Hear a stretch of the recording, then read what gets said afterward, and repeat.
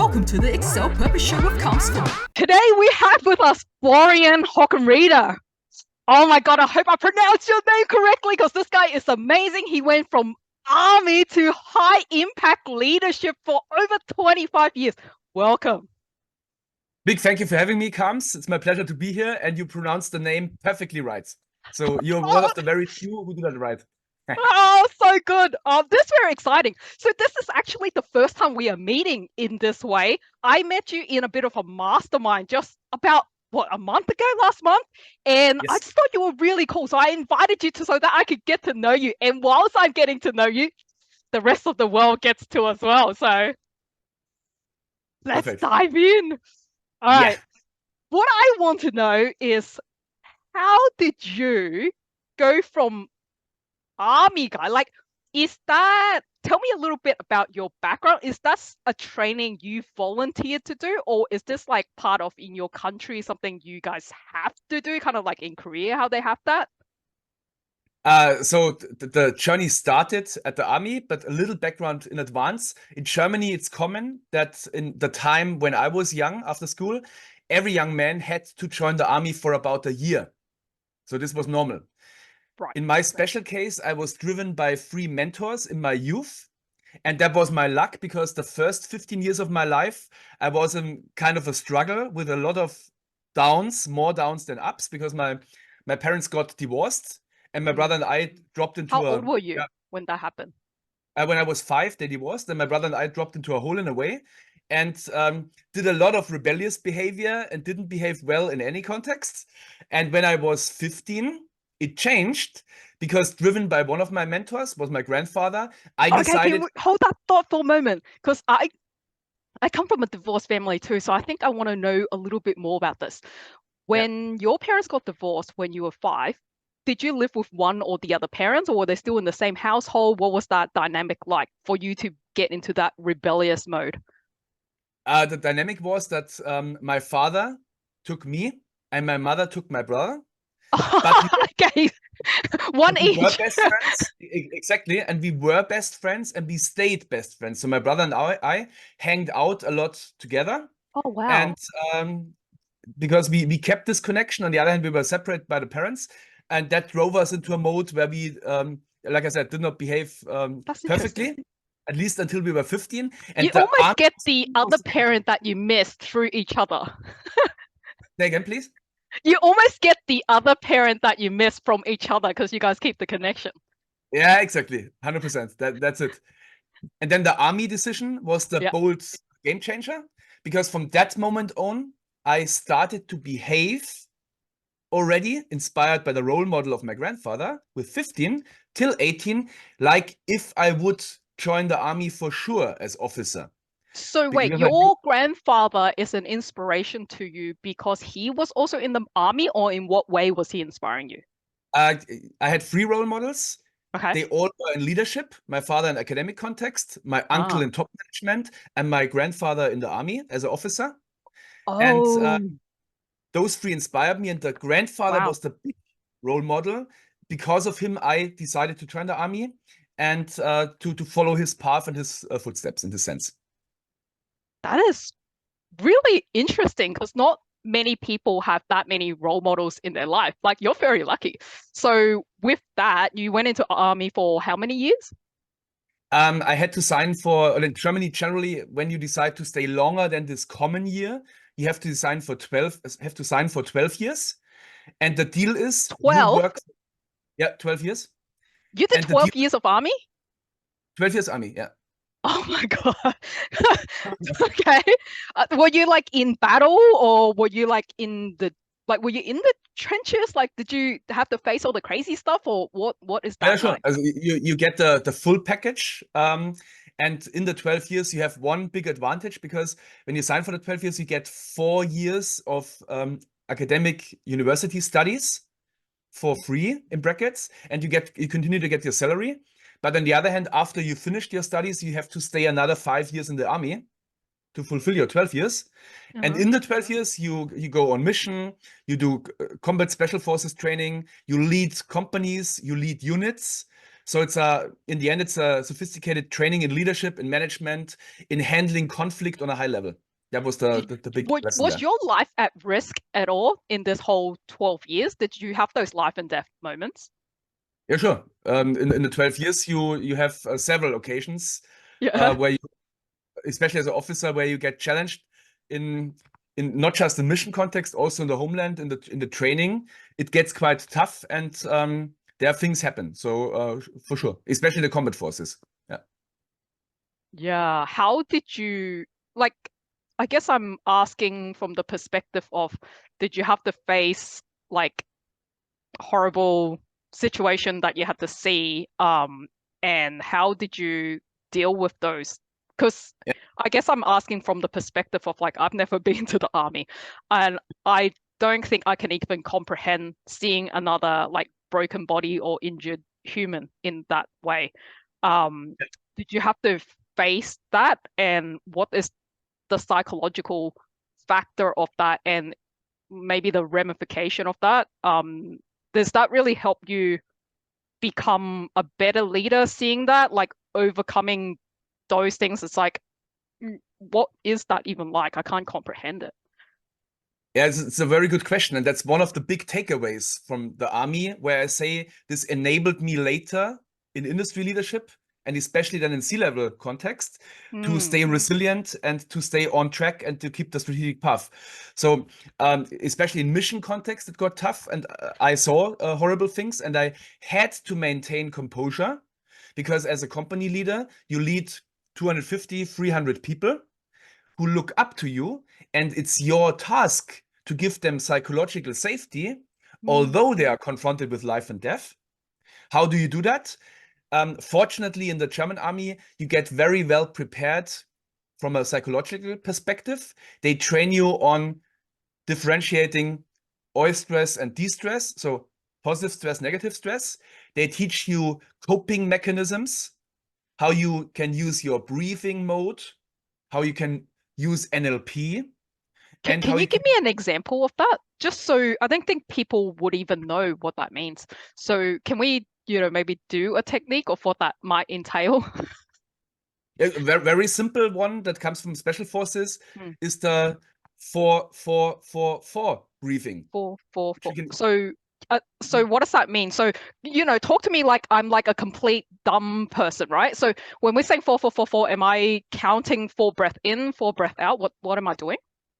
exactly. For yesterday in the training, we had this topic as well. So you can use your breath to get you into states. Yeah, And tell in the me. special Let's do it forces, now. yeah, Let's do it now. let's do it. Tell me what to do. I won't try. The 4-4-4 version, for Yeah, example, is yeah. side breathing 1 second in, 1 second out, 1 second in, 1 second out, which gets you into high energy mode. One option, or 12 But seconds how many in. times do I do that? One in, one out, but I'm not hyperventilating, right? Because hyperventilating would be quicker than 1 second.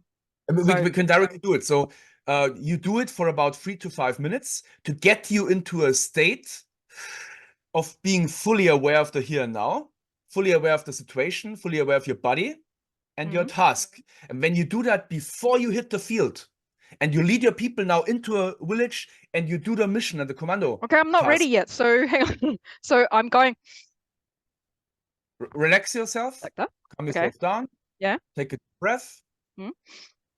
be fully here, aware in the here now, and then Yeah. just go ahead and take a breath, 4 seconds in, hold it for 4 seconds,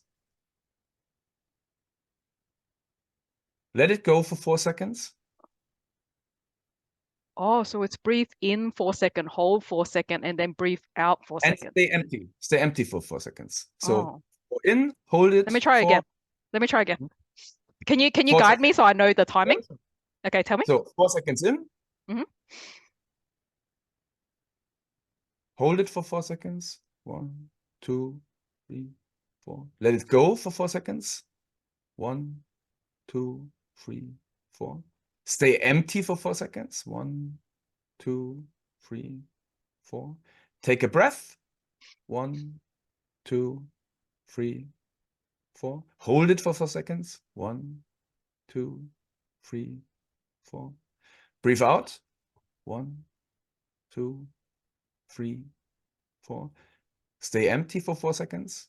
1, 2, 3, 4, and so on. And when you do that for about 3 to 5 minutes, Yeah.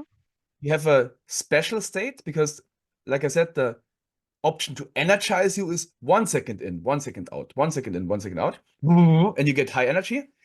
Alternative, when you want to totally calm yourself down, you can do 10 seconds or 12 seconds in, 12 Oh, seconds. when you And say, I want to tell you how I feel right now, but I want to hear from you first. When you say I enter into a special state, what does that mean? You can use your states Yeah. to affect your behavior, to affect your results, from which you get feedback then, and can adapt your state and your behavior and your results again. So it's a kind of cycle. And the brief, Because in this day, because right now when I did it, and we only did it like basically two twice, reps instead of like, 3 to 5 minutes. So obviously I'm not getting the full impact. This is just kind of a quick test. But even with that, I felt a lot calmer yeah, just definitely. doing that.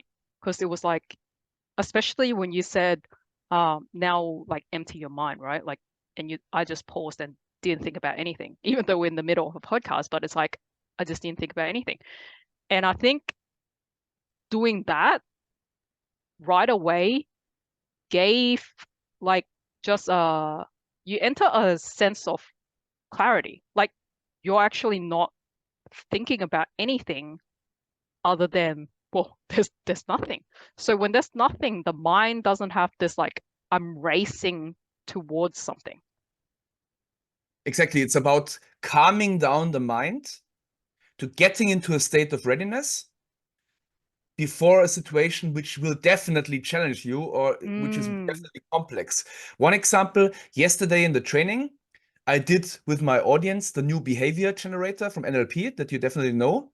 And there, before we did the new behavior generator, I used the 4-4-4-4 technique from the army to calm them down, to make them fully aware, to have an even more impactful coaching technique. I like this. I want to pause on this for a moment so people don't miss the key point, right? Yeah. This is what we mean by awareness. This is what 100%. we mean by being in the moment or taking a breath, right? Because it's so often we just hear take a deep breath if you need to. It's like, or, be in the moment. But I don't think people really know what that means. And this technique that we just demonstrated, if people actually followed this, they would have actually felt, that's what it means to be in the moment. Yeah, I just didn't want people to miss that because you are an expert at this and we both know certain techniques, so we can talk really fast on it, but the listener could just miss it, and these are like gems they want to pick up, right? Definitely.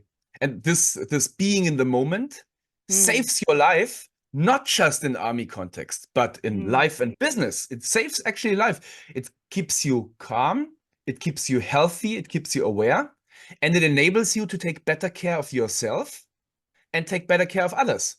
That's why we did it in the army, in the combat forces. That's why we did it in martial arts. And that's why I do it in leadership consulting, leadership coaching, because it makes a difference. This strategic clarity makes the difference. And that's a huge takeaway from the army. Yeah. How often in your real life do you apply this technique? And if you come to like a situation like we all face, like a difficult situation where there's a frustrating conversation, do you apply this or do you have something else? I have several techniques in my toolbox. The one that I just shared with you is actually a gem that I use daily. I do two things daily. In the morning. What's the other one? The morning with my morning routine, I do the breath work because it's so superb to get you into the breath work you do in your morning routine? Depending on the context, but regularly in 80% of the cases, it's the 4-4-4-4. Yeah. In For how case long? For how long? For not long, for about 3 to 5 minutes is the regular routine. You do that Sometimes every morning yeah, 3 to to 5 minutes prepare is your day. Wow, that's so absolutely cool. Like it's just like, guys, take 5 minutes out when you first wake up and just do this thing. That's really setting you up for the day, right? Exactly. The Okay. cool And thing then? is it only bothers you for 6 to 8 weeks. Because after 6 to 8 weeks, when you do it daily, it's there. Oh, It's conscious it's a competence. habit. You cannot not do it. You know, it's there. And you wake up, boom, and then you not just jump out of the bed, boom, and get started, but you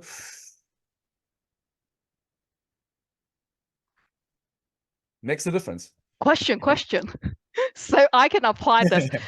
Um, I've been struggling to actually embed meditation in my routine, even though I know the benefit of it because I've done a lot of it in sort of intense bursts here and there. However, I haven't been able to apply it to my life, like embed it as a habit. And I really like this technique actually because in my mind it's like only takes 5 minutes and it feels easier than meditation. And I feel like it might give me a similar benefit, even though yes, let's not argue about the benefit of meditation. There's a whole realm of things to that. But this kind of like almost like a quick way to just get into that mode. So I'm excited about this. So we're thinking if anyone wants to do this, it's like just 3 to 5 minutes in the morning for 6 to 8 weeks. When you first wake up, do you kind of just sit in your bed and do this, or do you kind of like brush your teeth, get ready, get coffee, and then you sit somewhere else and do it? When do you actually do it? So we can be really specific. Yeah, 100%. So 3 options. I Okay. personally, because for me it works, I wake up and I start it as first thing of the day.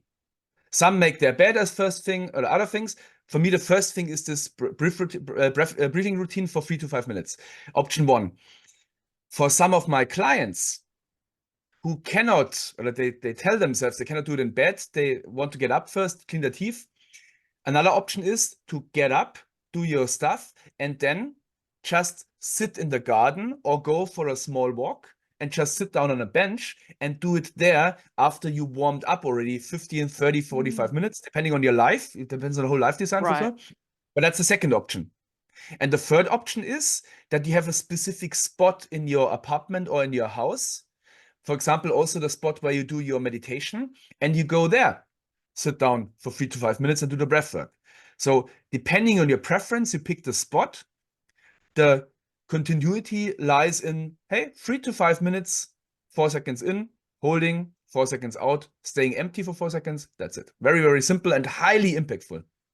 I love that because you actually giving people an option because a lot of times people go, but that's not going to quite work with me. And right now, those option feels very doable. So thank you for that. And you remind For the me second of one. Wim Hof too, because I think he does something very similar. Yeah, Like he he's in the uses back of my mind when I hear this back. I have his voice going, breathe in, hold, breathe out. That's the same principle. And what we talk about is nothing that Wim Hof or I invented. It's through the centuries and through the, in my eyes, 1,000, 2,000, 3,000 years coming from Asia. We just forgot all those fabulous techniques, and martial arts kind of brought it back. In special forces context, it's very common. And in management and leadership and entrepreneur context, the high performers know those techniques and they use them because they avoid burning out, they stay healthy, and they get into the state of readiness. Well, knowing that their behavior depends on that, their results behave on that. Depend on that. And in this sense, and that's one of those 2 techniques that I use daily. Yeah, what's the other technique? Thanks for the reminder, by the way. What's the second technique? The second one is linked to my evening routine. Okay.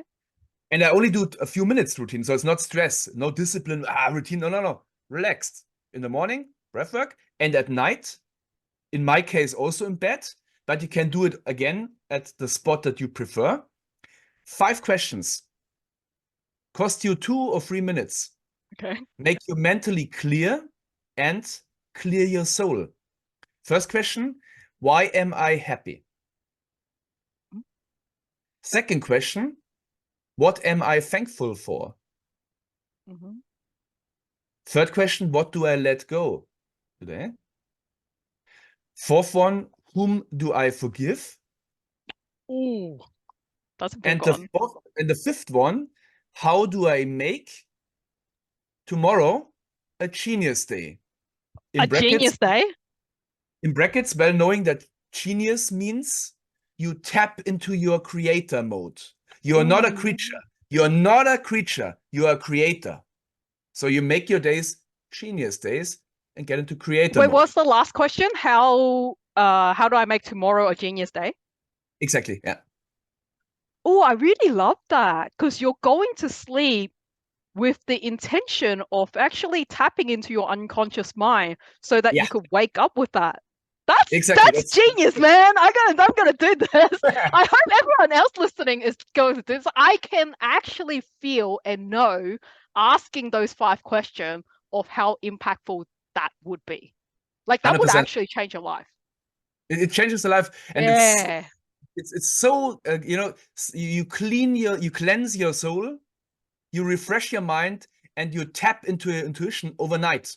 It works. You are, because you're letting go and you're forgiving, and it's like gratefulness of opening to the newer vibration. Like it's everything in one, and it's just 5 questions, and just you, like you said, only 2 to 3 minutes, and that would be like, oh, Florian, that would be like, it's like the investment of time is totally multiplied by many folds of doing that.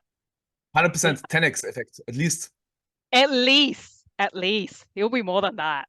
Yeah. No, because 10x is like 2 minutes. You're saying, oh, okay, 10x is like that's just giving you 20 minutes. No, it could be like 100x. You know what I mean? Like that is like a massive difference having that. Like that would rewire your brain. Like that's exciting, man. I'm really glad we're having this chat.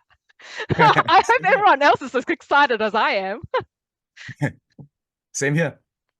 Okay, so other than that, tell me then what from army you went into like consulting, and now you're mainly doing leadership coaching, is that right? One step in between, because Okay, I said after the army experience, which was a big experience in terms of leadership, strategy, and operational excellence, army, I did not directly shift into consulting because from my practice, I knew some of those trainers and consultants who just come from university, never did real work in the real world or with real clients, and then they start to run around and teach people how to do it. And that's not my way. I don't believe in that. So I said, you've got to have it in yourself first to teach others, right? Exactly. So I said, after 12 years army experience, I want to hit the industry field and join top companies like Amazon, where I spent several years as head of quality, for example, and others. And wait, pause there. How did you get into Amazon? Like, what was your first job? Yeah, Amazon was my first job. Wait, you got into Amazon as your first job? Like, because that's a big brand. Like, I mean, that's a big company. How did you get into Amazon? It's quite an interesting story because Amazon says we want combat officers. Do they? With studies. So they had a MBA fast-paced program for ex-army officers who did their MBA studies beside their army job on the weekend, because they said, who does the Master of Business Administration beside his work has already the spirit, because you have to do it on the weekend. So they want this attitude. And secondly, they say, the ones who spend time at the army, they know how to lead and they know how to care. That's very important, not management. That's such an interesting hiring criteria, and that totally makes sense too. Because to do that, there's so many steps in that. Like one, it's very routine. You've got a lot of discipline. Like you're trained to lead. You work well with people already. You can manage it. Man, that's smart. I didn't know that. And they do that globally. So in America, they do that. In Europe, they do that. In Asia, they do that. All over the planet. Man, is that the secret strategy of like how their business gone so big? They just got incredible staff. It's scaling by people, actually. Scaling by people, because when they hire ex-army captains. And army guys are like, they are all like for a good cause as well. Like they're all in it to like for an aim, right? They're not all like in the company. They're happy to being in a team that's really freaking strong with their brothers and sisters and comrades to like get to one common goal. That's smart. That's it. And you know, they can, in my case, they said, you start on Monday, and on Monday you lead 250 people. Go ahead. How many? And I started with 250. 250? And when you did that before at the army, even in high risk context and high complex scenarios, Oh, you because if can you can manage directly, that, shit, you can manage anything. that's the point. And they know that. And when I in the time when I was there, so And you're resilient and you're like mentally tough. Oh, exactly. That's how they can scale, because they can bring in people who can lead even more people. And by that, in the actual numbers, when I was there, we had about 400, 500,000 employees globally. And now they have 1.4 million. So they tripled. And I was I there didn't know they 10, were 12 that years big, ago. man. Yeah, That they're is insane. Okay. That's very exciting. I feel like I could talk to you all day, but I will ask you, why did you leave Amazon and then where did you go? I stayed with Amazon for many years and was very happy there. And then the next job would have been, hey, Florian, you did a great job. Go to Great Britain Okay. and do exactly the same like you did in Germany. Build Okay. up the newly set up logistics center For and set up Amazon. set up a high quality system. And I said, yeah, sure. I Wow. love that. I love the company. I love the leadership principles. I Wait, was so very happy. hang on. But You were in Germany this whole time and then you moved country my for what? task was my task was I was stationed in Germany, Yeah. and my task was 3 weeks per month. I was responsible for the in-house quality and the external quality for the biggest fulfillment center in southern Germany, serving Yeah. Switzerland, serving Austria, serving South Germany. Yeah. And 3 weeks per month. And Yeah. 1 week per month, I was traveling all over the planet, Asia, America, Europe, and Oh, shit. auditing Wait, you would auditing actually other stuff. take a plane. So every 3 weeks, you would do this routine of flying to another place. Exactly. And this could be Whoa, you fly that's crazy. 1 hour away, or 10 hours away, depends. Okay, Audit yeah, because other sites. yeah, within there you could kind of take a local like the kind of like you can get to places pretty quickly from your base. And Okay, that's a trick to maintain the overall standards over the planet in terms of excellence and purpose, our topic. because it's Because when consistency. Because you're the same person that train across these different places.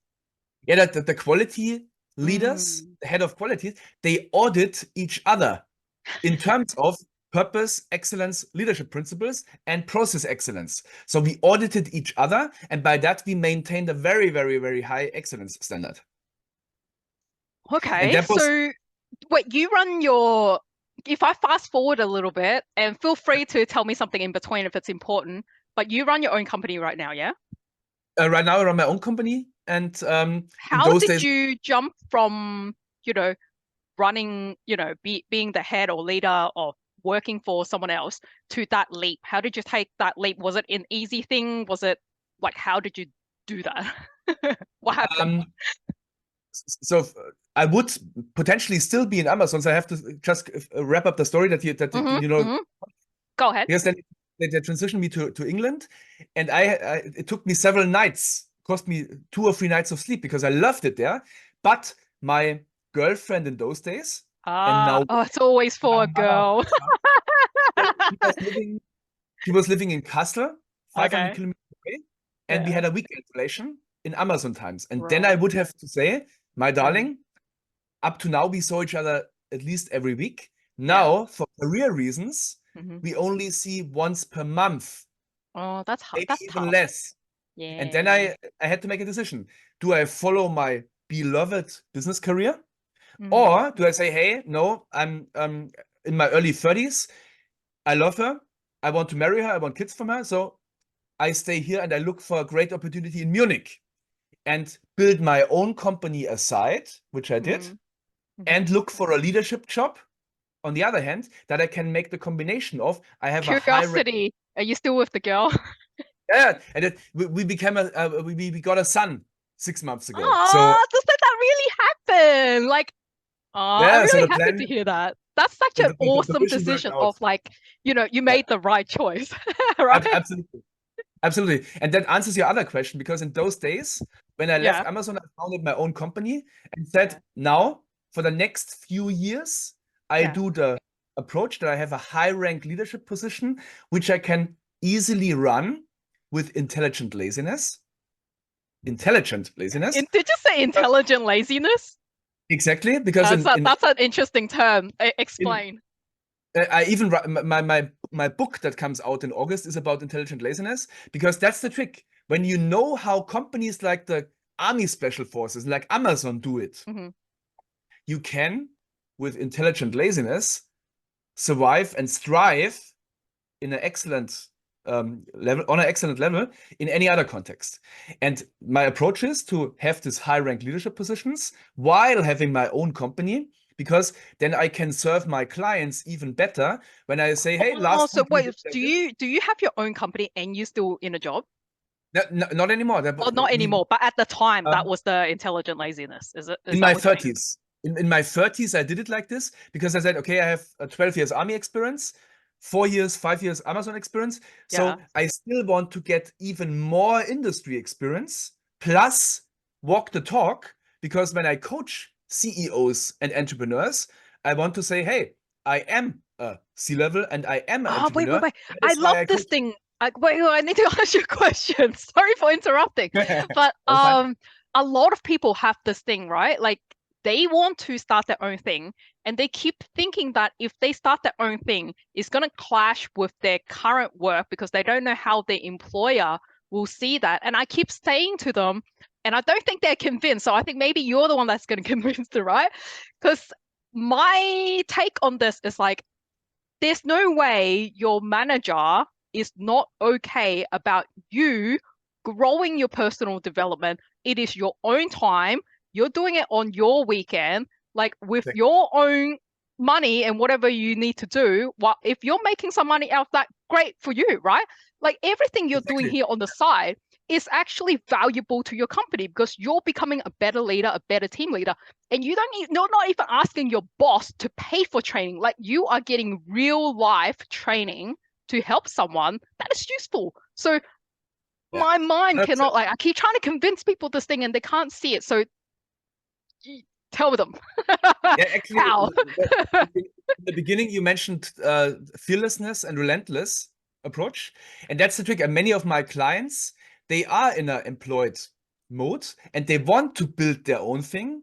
And very often the outcome of the coaching is, how can you combine it in a clever way that you still maintain your employed job, intelligent laziness, while expanding and training your entrepreneur muscle and building your own thing. And it works. It's just up here. You and I, as NLP people, we know that it's just up here, but our coaching clients, we have to enable them that they get into the mindset, plus get the skill set and the tool set to be able to combine both. And that's the trick, and it's 100% possible, not depending on the context. It works when you are in the right state up here. I'm going to pause you there because even though I agree with you, I know that a lot of people right now would not be able to follow this. So they will be thinking, how is that intelligent laziness? Because they feel like they have to do the current work, which is already taking a toll out of them. And then on top of that, they have to take up this other side gig, which is minimal energy that they have left. They're already exhausted. To take up another thing to them is like overwhelm. So explain how that is intelligent laziness. You for sure know Sun Tzu, right? Chinese Sun Tzu, Art of War, Sun Tzu Bingfa. Oh yes. I know what you're talking about now. The red and black book, yes. Exactly. Sun Tzu Bingfa. We have the same guy also in Germany, also a few hundred years ago, and he said, there are 4 types of leaders, of officers. 4 types of leaders. First, those who are lazy and stupid. Game over. They will always be in mediocrity mode. Yeah. Then we have those who are ambitious and stupid. They can rise to middle management and be kind of impactful, but not too much. They are average to good. Then we have the ambitious ones and intelligent ones. And they will raise to the rank where they reach the level of their own incompetence.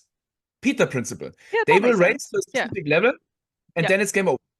Yeah. And then we have the lazy and intelligent ones. And those are the ones who become general. Those are the ones who become C-level.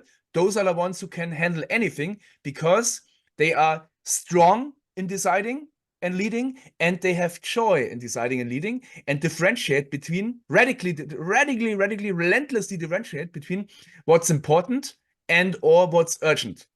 And when you really do that in a relentless way, you can do a 60, 70, 80-hour job in 40 hours. And in the end, intelligent laziness with a boost of boldness is the enabler for that. And then you have space and freedom to build your own stuff. That makes sense. So for everyone else, they may not catch why that is laziness. So let's deep dive on that. It's laziness not in the sense that we're not doing anything. It's laziness in the sense that we are very efficient to focusing on the task that matters and not get sidetracked into a lot of mundane things that makes you feel busy, but you're actually not getting the essential work that deserve your focus. Yes? Exactly. I can quote one sentence from the book on that. Okay. Where, because many managers, leaders, and entrepreneurs, they go for, I want to be effective and efficient. I want to do the right things in the right way. Yep. Okay, nice. That's good for being ambitious and intelligent. For being lazy and intelligent, you have to add one more secret ingredient. Yeah, what's And that? that's elegance. Ooh. Because when you look up in the dictionary, elegance means you strive for an ideal state where you cannot leave anything out anymore. And that's intelligent laziness, that you leave out all the bullshit and don't invest any energy in that. So you are effective, efficient, and elegant means you do the right things in the right ways, and you leave all the waste, all the negative people, all the distractors, all the things that are on your plate, but it's just firework. It's urgent, but it's not important. You leave that out, and you dare to do that. You're bold enough to do that. You're relentless enough to do that, and that's that is so intelligent. good. Yeah, you know, that's how when you say elegance, like, who do you think of? When you say elegance, I think of Roger Federer. Like For the way example, he plays tennis, it's like it's so elegant the way he plays, and he does it like it looks effortless. And it's like we know behind the scene he must have trained a lot to get there, but I'm guessing, not that I know him personally, I'm guessing that he does, yeah, like you said, he's going to cut out all the bullshit. He's not going to care about anyone else that criticizes him or maybe another player is better than him. He's just focused on his own thing and practicing his craft to get that elegance, right?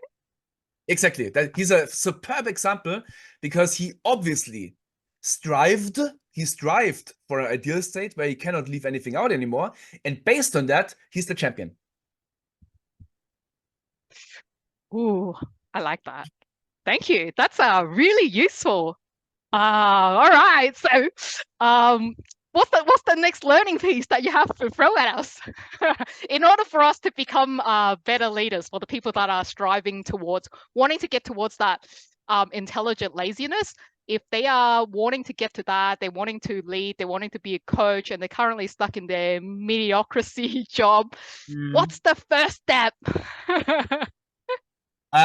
Actually, I believe in a 6-step process. Oh, I like that. 6-step is even better than 1. Let's hear it. A 6-step process because I'm a simple, structured combat officer. I cannot digest complex things. So very simple 6 steps. Best things are simple. Yes. Exactly. Simplicity is excellence. So 6 steps, memorable with the 6C. First, you need clarity. C, clarity. Clarity about yourself, clarity about your intention, clarity about your resources. Clarity. Second one is consequence. Now get into action mode. Plan, do, check, and adapt. Plan, do, check, adapt. Plan, do, check, adapt. Be consequent. Wait. This is consequence in terms of the consequence of doing something, of the result you're going to get, as well as the consequence of not taking that action, right? Exactly. Getting shit done. Yeah. So consequence. Getting shit done. Yeah. What's the third one?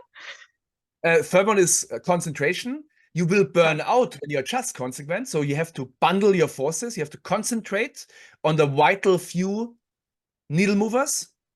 What's really important and or urgent, and then be elegant in the process. That's the concentration part. Concentration, so concentration, you're saying the lever. So where the bit that I don't want people to miss is like when you're saying the lever, you're saying picture when you're like using like the wrench or whatever. It's like that's a lever. When you're using your hand to turn something, that's a hard move. When you taking lever, it's like you are using minimal effort, but you're able to turn something that is really tight. So it's focusing on the task that's going to give you the greatest result of the goal that you want to achieve. Yes? Exactly. So it depends on your overall goals. So for example, when you go for profitable growth, you go for profitable growth as overall then target. What's going to drive the highest profit if that was there? And you have the opportunity to work and serve for 6 clients, 2 high-ticket clients, 2 medium-ticket clients, 2 low-ticket clients. And when you say yes to everybody, you will waste your forces and your power. Yes. When you, by consequence and concentration mode, focus on those who serve your intention of being profitably growing, so the 2 high-ticket clients, and you say positively no to the others, or you give them to friends in your network that they are also served, but not by you. That's such a good point. I really like this, because this is getting to the part of without like me losing my trail of thoughts. So we're talking about when we are in this mode, in this scenario, we're putting our time to serve those high ticket clients, even though we have a big heart and we probably want to serve everyone.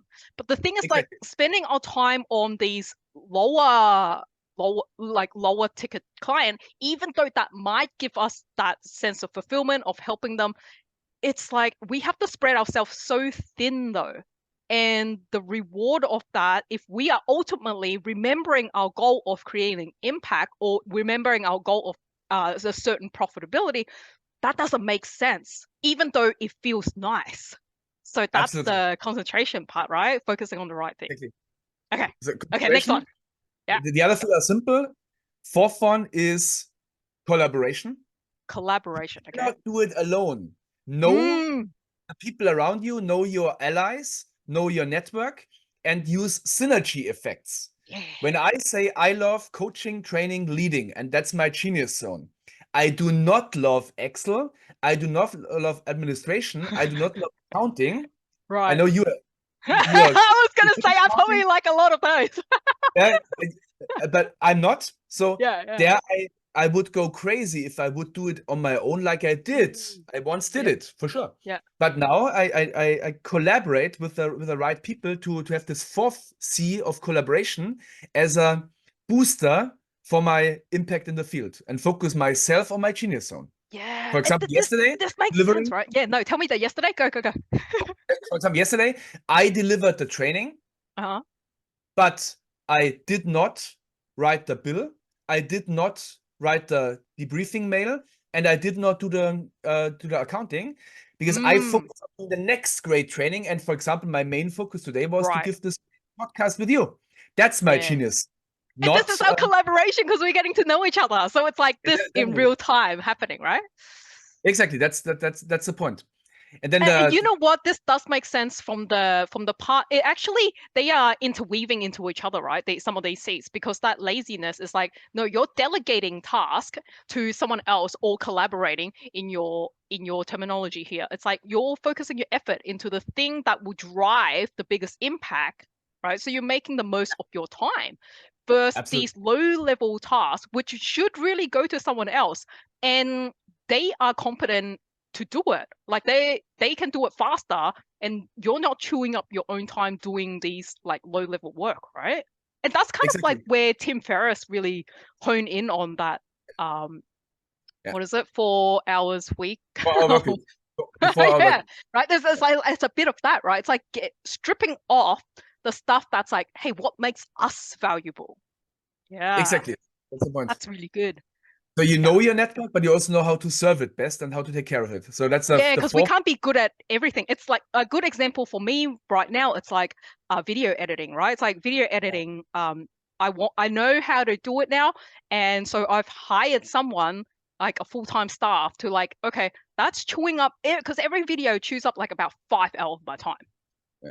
and that doesn't make sense. For every post chews up 5 hours of my time. That's like half my time that I want to work.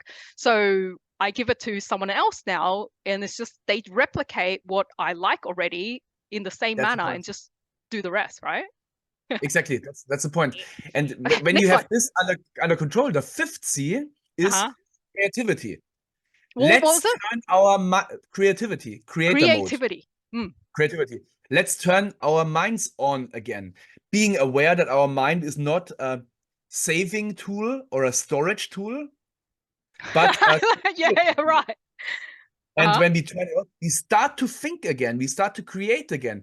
We get, like I said earlier, out of creature mode into creator mode, being the creator of our reality, creator of our results, creator of our positive traces. And there, things like design thinking, things like NLP come into play, that people start to turn their brain on again. And that's a game changer. I love this. I love what you said just in a moment ago. You said when you get that creative moment, it's not for you to store in your head. It's like Yeah. it's when you get the idea in your head, you are executing, you are getting creative or making that idea become real in time, right? Like as soon as Yeah. possible. Because from experience, and anyone that do any journaling or write anything at all would probably realize this. I personally actually don't do that much journal, so maybe it took me longer to realize, but I write stuff in all sorts of scrapbook. And what I have realized over the years is that my ideas from 10, even 15 years ago, when I dig them out, like moving homes, whatever, and bits of papers and books and everywhere, it's like the idea was already there. It's like 5 years later, it comes back. It's the same idea. 10 years later, it comes back, or recently it comes back, and I'm like, and I think I'm really smart. I'll be like, that's a really good idea. Yeah, I should do that. There's like, hang on a minute. 10 years ago, I already had that same idea. It's like, it's in this book. It's like, I don't even remember it was there, but it's like, it's obviously written there, like a very, very similar idea. It's like, why didn't I execute that like a decade ago? Yeah, that's a very good example. And that's one of the reasons why many geniuses like Leonardo or like Hemingway and so on, Mozart, they all took their journals and their notes, and sometimes they never ever look them up anymore, but it's there and it's incubating. The idea sooner or later plops up again, and then it's up to you to execute. When you get an idea in your head, what do you do with it? Do you write it down? Do you try and do something about it? What happens? I'm still kind of old style in this context because I believe that when you kinesthetically write something, something happens. I believe that Same in too. martial arts, when you do something with the body that you remember with your mind, Yeah, they yeah, get connected, something happens. That's the reason why I use those classical. Ah, yeah, I do it too, man. I do it too. I write stuff as well, like that. Handwritten, and Yeah, you yeah, see yeah. And it can't everything be a that's coincidence that we do it. Like we yeah, obviously know we're like capable on laptops, we can type well and stuff. So, but the fact that we are both doing it and it's in front of us that we can just grab it, that says yeah, something. exactly. And there the psychology comes into play. And sometimes I also use note tools like on the iPhone, this note function or Notion. Yeah. Yeah, yeah, yeah, But yeah, my yeah. priority is clearly on the handwritten notes because you force yourself to concentrate again. You cannot write Mm. down everything. You have to focus. You have to concentrate. You have to nail it. Discipline again. And that's the reason You know what number I two. think it is as well, because I do that too. So in my phone, I actually have this like pen on my phone, right? So Yeah, I can take it out, and sometimes I do write it like notes in like my note thing. I don't have an Apple thing, but like obviously I still have like yeah, just a notepad, right? But I agree with you that when I take my pen and write it, and I do the same thing, I write it. I think it's because when you type it, all the letters are always the same, right? Because it's a standard text and it's just like just the standard text. Whereas when you're writing, it's almost an image. because you're writing in like kind of almost a picture form, and you see the writing differently, and that actually creates another connection in your brain that you remember better, because there's more than just black and white text. Exactly, that's the point, and that's how, as we know, how the brain functions, and how we have this leverage effect in the end. And so it's the always leverage came worth back again. yeah, so it's definitely worth to have at least. It doesn't have to be this big one. There are also those small notebooks. You see the small versions, and that's Yeah, fully that could just like go into like handbag for girls, or like, you know, exactly. throw it somewhere in your pocket, like jacket pocket for guys. Yeah. It's a good habit, so it definitely works. Okay. Have we done the sixth one? Was there one No, more? not yet. The sixth one now is the booster for everything. Yeah. And my favorite one, hit the nitro button. What is it? it's actually courage. Oh, of course. Yes. You can forget about clarity, consequence, concentration, collaboration, creativity. If you don't have courage, you're not doing any of it. And you do not dare to be yourself, dare to follow your intention, and dare to do the things that are necessary, while leaving out everything that keeps you away from an ideal state. And there it comes together. You know, that's the 6C. I love it. I have my own version of a 6C somewhat, but I really love this. Like I might have to take some of that and like reconsider mine and modify it. But I agree with you. With no courage, you don't have any of that. You're not, because you can almost have less of all of those. And if you have courage, at least you're doing something. But without courage, you're not doing any of it. You know, so many people out there have great ideas, great intentions, even have the resources and everything, but they do not dare to live the life they want. They do not dare to take the idea to action. Why don't they dare? What is the oh man, can you believe it's like an hour already? But let's wrap this up. All right. So if you were to, oh man, like this hour just like went by so fast because I'm having so much fun with you. But if people haven't taken, that plunge and they want to take that step, like they're like, okay, I get it. I'm buying into this, and I want to have the courage. How do you push them? How do you give them that push? Yeah, the thing is, how do they dare?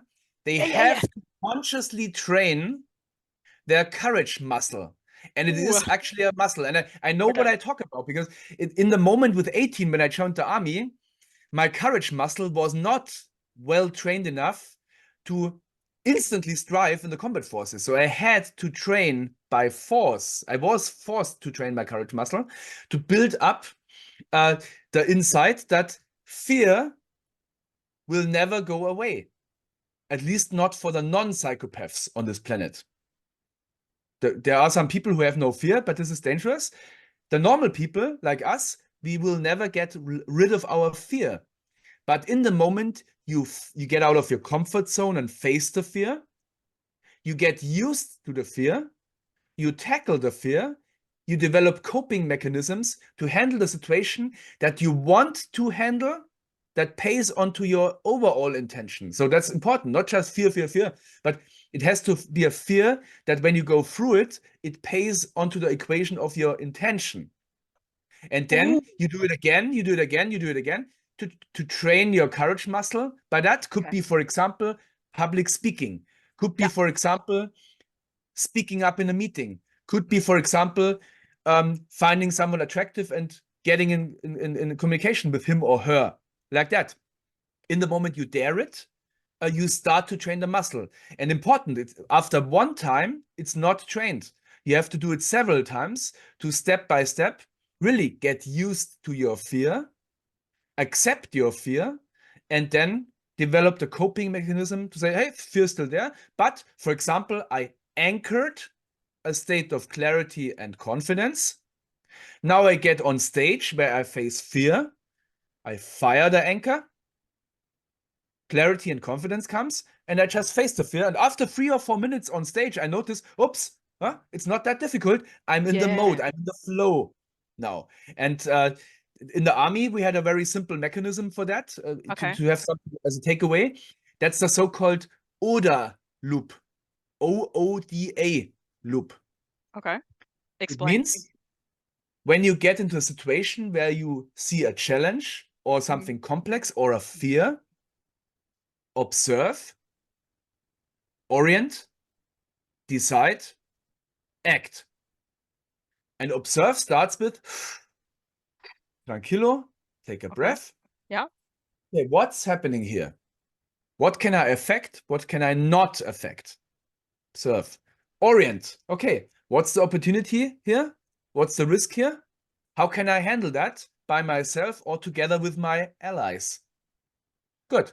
What's my decision now? Who does what, when, where, how, and with whom? And then do it while stopping. When you once started it and decided to take action, then finish it through and do not stop before you finished it.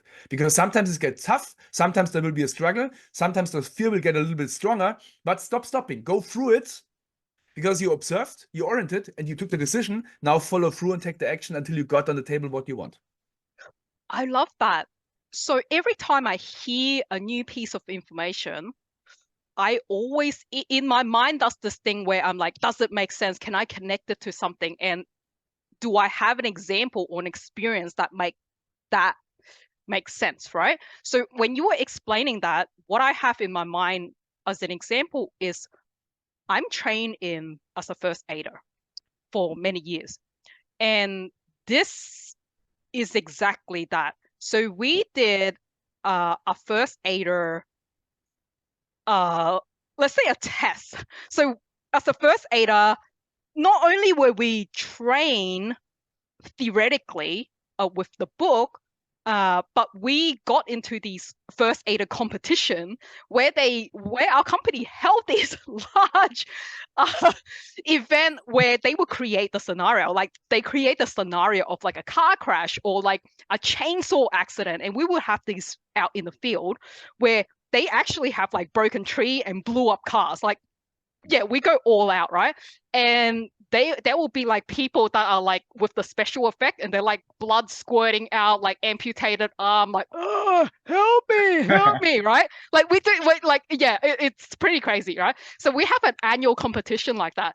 And as a first aider, we would go through these rounds where we are the leader. Like, every time you swap people and then you become the leader. So as I walk into the scenario, fear kicks in, right? That adrenaline kicks in when the bell goes bing and they lift up the scenario. It's like, that is scary because I don't know what I'm faced with.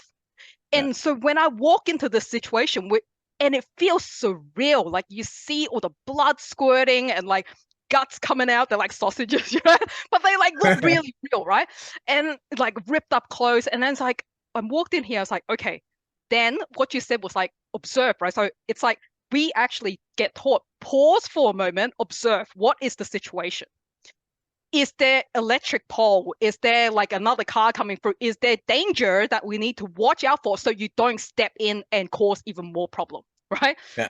So observe, okay, is it, then we yell out clear, right, to the team, like you've observed for a moment. Then you go in, what was the next one after the next O? What's the second O? Observe, orient. Yeah, orient. So I'm orienting myself on going, hey, is everybody okay? Is everybody breathing? So now I'm assessing the situation of like, how many casualties are there? What has actually happened? Get the facts. And then so that's that part, right? I'm orienting myself for, okay, this is the scenario I'm faced with. Then what's the next one? Decision, Decide. right? Right. Decide. Yeah. So then I'm decide, and also then your next bit was action, right? So I'm deciding what should we do here. So, okay, if I'm seeing someone that they need critical attention because that person is not breathing or they are going to bleed out very soon, it's like that person needs help, even though they may be silent, more than someone that's like, help me, and they're like really loud, because those people are actually okay in this scenario because someone silent is actually more critical, right? So this is deciding the priority of these casualties and who should get served first and by who.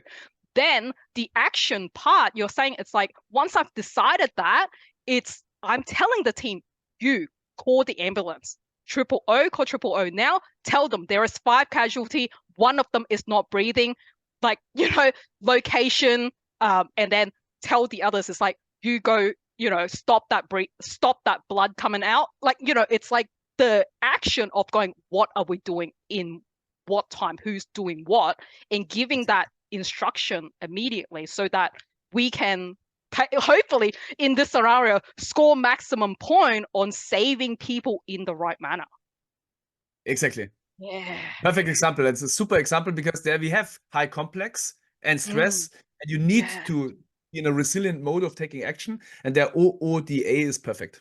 Yeah, and it makes sense, right? It's like that whole thing. It's like, it's not that situation isn't scary, and it's not that we have zero fear, even though in NLP we can remove fear to an extent. It's actually just, we still fear, but not a debilitating fear. It's like, we see it, we got the learning, we reframe the way we see our past problems so that we're not letting those things hold us back.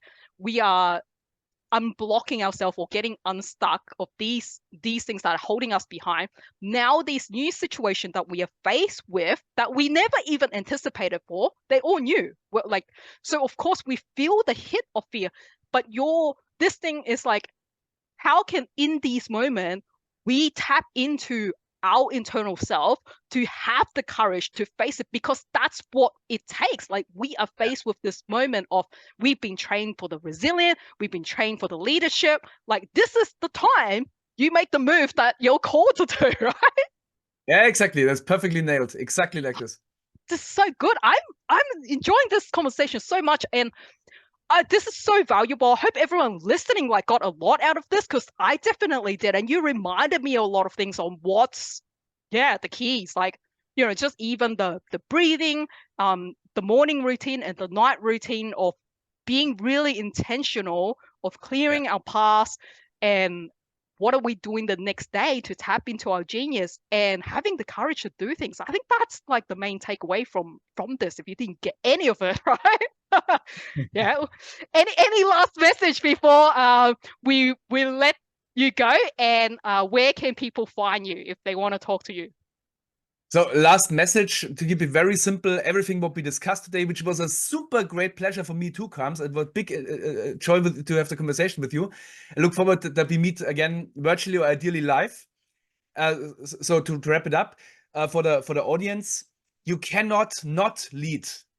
Either you are driven from the outside, or you say, I lead myself and I create the circumstances. And the techniques that we shared today help you to enable you to get into charge by yourself and to be a proactive person who leads him or herself. You cannot not lead. Either they do it or you do it by yourself. How they can find me is very simple, to just type my name around here in LinkedIn. Then we can connect and get in touch if it makes sense to talk about coaching or training for your crew, or about your firm and consulting. And here also in the video, you see the link to the webpage, which right now is still in German, but you can click the contact button and get in touch with me in English as well. And I'm in the process of making the webpage also in German and in English. So when you follow the link, you have both versions very soon. Ideally is get in touch by LinkedIn. Awesome. LinkedIn, I'll be sure to put that when I release this episode so they can reach you. And if you guys really enjoyed this, or you want us to do more of this, or maybe even run some session together, let us know. And who knows what will happen? Collaboration, right? Exactly. Excellent. Thank you Excel very in much. life, live your purpose. Be Big free. thank you, Karms. It was my big joy.